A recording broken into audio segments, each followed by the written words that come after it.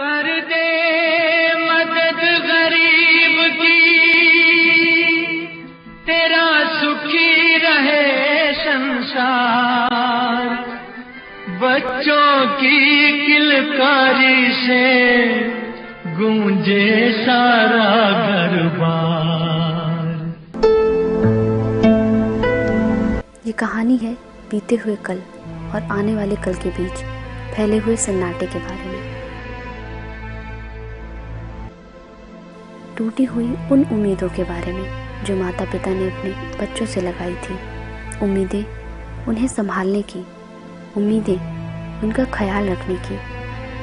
बहुत कम माता पिता ऐसे हैं जिन्हें अपने बुढ़ापे की लाठी का सहारा मिल पाता है, और जिन्हें मिलता है वो ईश्वर का शुक्रिया अदा करते अपने चेहरे पर मुस्कुराहट लिए चलते हैं, और जिन्हें नहीं मिलता वो आ जाते हैं इस अनोखे घर में। जी हाँ, वृद्धाश्रम, अनोखा घर। तो आइए चलें इस अनोखे घर में और देखिए कि आखिर ऐसा क्या करते हैं इसके संचालक श्री आलोक निगम, जो बच्चे अपने माता पिता के लिए नहीं कर सकते। इस घर में शुरुआत आंगन में सुबह की धूप सेकने से और व्यायाम से होती है। इसके बाद सभी बुजुर्ग चाय की सुर्खियों से अपनी शुरुआत करते हैं। ये सभी बुजुर्ग अपनी तरह से असहाय हैं। इन्हें चाहिए तो केवल प्यार और थोड़ी सी देखभाल।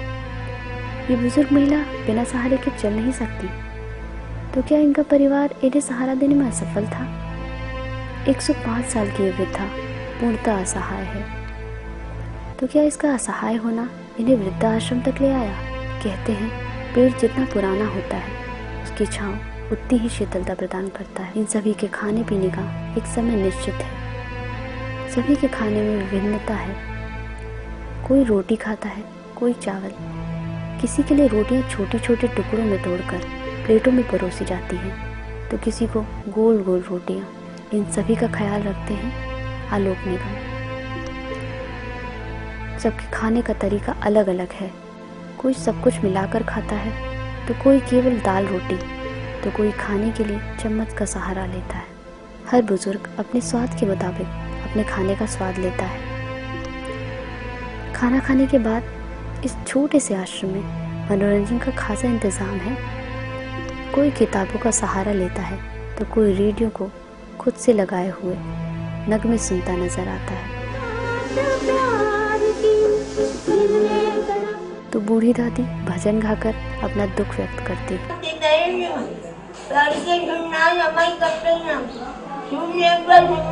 पर शायद ये सब कुछ काफी नहीं है। इनकी आंखों में इंतजार नजर आता है, इंतजार अपनों का।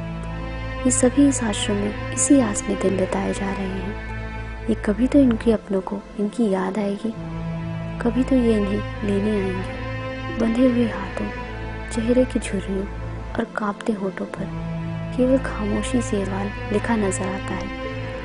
वृद्धागृह आखिर क्यों बना रह जाता है? तुम भी कभी यहाँ पहुँचोगे, कभी शायद तुम्हें भी होगा इसका दीदार। एक बाप अगर अपने बेटे की जिंदगी का पहला कदम उठाने में उसकी मदद कर सकता है, तो वही बेटा अपने बाप के आखिरी कदम उठाने में उसे सहारा क्यों नहीं दे सकता? जिंदगी भर अपने बच्चों पर खुशियां लुटाने वाले मां बाप को किस जुर्म में आंसुओं और तन्हाई की सजा सुना दी जाती है? क्या इसी दिन के लिए इंसान औलाद मांगता है? इसी दिन के लिए? औलाद शायद ये भूल रही है कि जो हमारा आज है वो कल उनका होगा। अगर आज हम बूढ़े हैं तो कल वो भी बूढ़े होंगे। जो सवाल आज हम कर रहे हैं वही सवाल कल वो पूछेंगे।